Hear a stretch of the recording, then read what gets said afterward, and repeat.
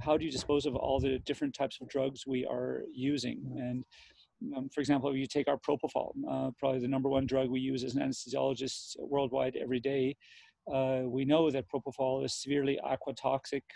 We don't know to what degree sewage can actually clean propofol out of groundwater, out of river water, out of drinking water, and how it accumulates in the food chain. And I know that there have been different studies, one out of the US actually looking at fentanyl levels in smaller fish there and producing actually narcotic levels in the tiniest of fish. And so we know that our waste products aren't always incinerated, which obviously would have an own environmental impact, but at least would keep it out of the water and the food chain. So there is growing concern there. When on the one hand, we have our pharmaceuticals that we release into the air, which are obviously our volatile anesthetics, sevoflurane, desflurane, and isoflurane. And on the other hand, we have our intravenous anesthetics, which we then usually dispose of into trash bags, into into sharp bins, or actually into the wastewater itself. And so, for many aspects, I think that there are sustainability concerns centered around that.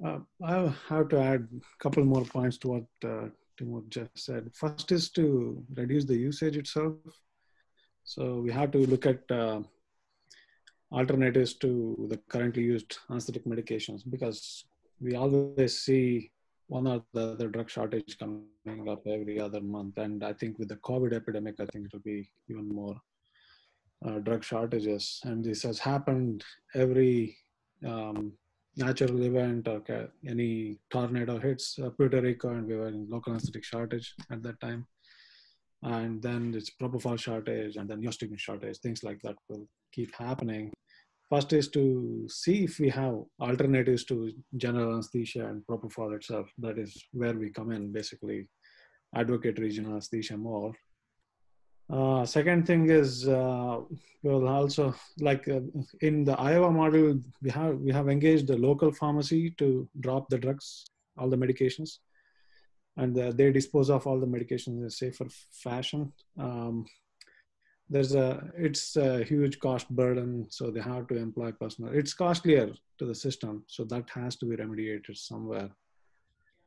We have to make that economically feasible option. Otherwise, nobody will drop and ration the drug. Everybody will give the industry supplied vials, and we'll have a huge ton of wastage. So in our hospital, Sugammadex and even hydromorphone and all these medications are kind of pre-filled, phenylephrine for that matter, or any other medication. If we order through the Epic or the health care system, it's prepared by pharmacy in the next 20 minutes to 15 to 20 minutes and delivered to the operating room. And that's, of course, we overorder all the stuff most of the time, but they take back the unopened stuff and reissue it to other patients. And they have a safe manner. If it's open, they dispose it off in a safe manner. Engaging local pharmacy is a win-win situation, because you give a job to a local person and also decrease the cost and medication wastage. So these aspects have to be considered. Yeah, I think also to increase awareness as well. And that's why we set up the special interest group, because many people are not that aware, or they don't think about it when they open an ampule, and they don't know about the, as Timur said, like, the air pollution, the water pollution, and the land pollution because of the packaging as well from the pharmaceutical, and even opening the syringes.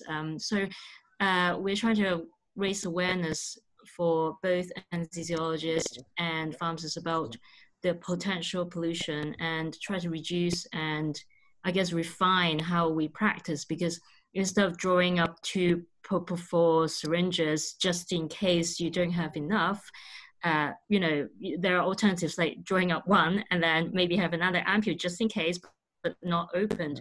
Just things like that. And also the use of local anesthetics as well really helps, as Rakesh said. It's because firstly, you are reducing the amount of narcotics around, and hence narcotics wastage. And also to actually avoid using sevoflurane, for example, which pollutes the air, and the propofol, because then we can just do, say, some surgeries can be done under just pure local anesthetics. So then you're not even using any propofol or wasting any propofol or narcotics in that sense. In the US, what would the feasibility be for being able to get these resources for most offices that do anesthesia? I say one of the big things is the FDA, obviously, right? Because I spoke to some of the companies that manufacture, for example, closed circuit anesthesia machines that manufacture TCI pumps. Getting a license in the US is not easy, and it is very expensive. And one of, obviously, it's a territorial thing too, right? Like GE, I'd have to bluntly say, is outclassed by the German company Dräger in terms of the anesthesia machines they can produce. And so obviously the American market is not really interested in opening it far and wide, because ultimately that might severely impact GE itself, and in the anesthesia machines that are produced in the US. If the budgeting decisions are left to anesthesia departments kind of thing, sometimes they have a greater control of these things to dictate, okay, we need to save money. But if they don't have any, say, it's a pharmacy budget and it's not anesthesia budget, human decisions may vary. Like, they can say, oh, it's not coming out of my pocket, use as much as you want and waste as, I don't care, kind of. That can happen. I'm not saying that is happening, but those are some of the reinforcing concepts. In anesthesia, there are three main vapors, inhalational anesthetics, that are used. Those can be used on their own or in conjunction with nitrous oxide. Nitrous oxide is often used in order to be sparing, so to say, for the main vapor. And what really drives how much we use of it per case is the amount of fresh gas we use to drive it into the patient and through the patient, so to say, right? So the machine itself will deliver a minute ventilation to the patient, but the question is, how much internal flow do you create in the machine in order to push the turnover of, let's say, the whole gas concentration that goes in and out of the patient. And so the higher the flow, the more vapor or nitrous oxide you will use in the process. And if you use nitrous oxide, oftentimes you end up having to run higher flows anyway, just because nitrous oxide needs to be delivered in about a 66% concentration in order to be effective. And so in order to get that up, you more often than not have to increase the higher flows of gas that run through the system per minute.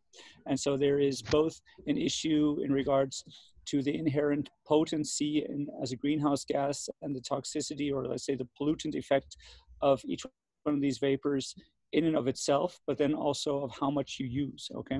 And how much you waste, in essence, right? Because none of these gases that we put into a patient are metabolized to any significant degree. So really what we put into a patient gets exhaled from the patient and goes directly into the atmosphere. It will usually do that via suction. So in the operating room, we won't be burdened with inhaling the gases that the patient exhales, but these will be collected and then through the hospital suction system, we transported usually to the roof of a hospital where they're just released then into the atmosphere. And so you, on the one hand, have the whole gas form of our inhalational agents, which are very burdensome for the atmosphere. And then you could theoretically also do anesthesia purely with intravenous anesthetics. And as I mentioned a little bit earlier on, the problem with our intravenous anesthetics is that we know currently very little about the impact that they have on the environment at large.